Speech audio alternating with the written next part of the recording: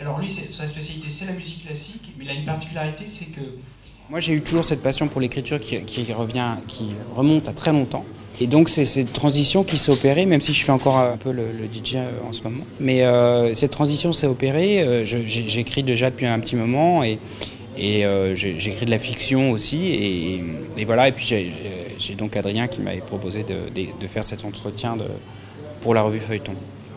On le voit, on peut en fait... Je pense qu'elle existe quand même un petit peu. On a mentionné Pacadis qui est décédé, il y a Yves Adrien, il y a Philippe Garnier, il y a Éric Dahan.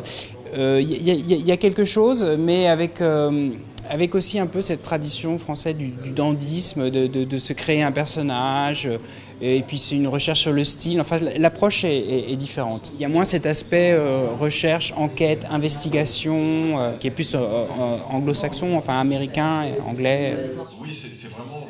Et puis c'est une manière de montrer ce qu'on a voulu faire aussi. C'est justement ça dont on a peut-être un peu moins conscience en France, où les choses sont quand même très cloisonnées. Ce qui doit être littéraire doit rester, voilà. Mais absolument, moi je pense que le journalisme d'investigation, le journalisme rock, c'est un genre littéraire. Et d'ailleurs, il y a de grands écrivains qui viennent de là, hein, comme Hunter Thompson et Hubert Selby Jr. Comme dans Vanity Fair américain, où régulièrement on peut... C'est l'esprit rock dans le sens où le journaliste, c'est un aventurier, il part à l'aventure.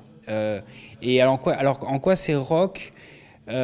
Souvent, en plus, ces journalistes-là, ils fréquentent les milieux rock, ils les vivent de l'intérieur. Dans les époques où des drogues, ils prenaient des drogues aussi. Ils vivaient les choses vraiment intensément. À New York, aux États-Unis. Encore une fois, c'est l'histoire de pont, et je pense que et cet esprit-là, on le retrouve un peu dans la revue Feuilleton.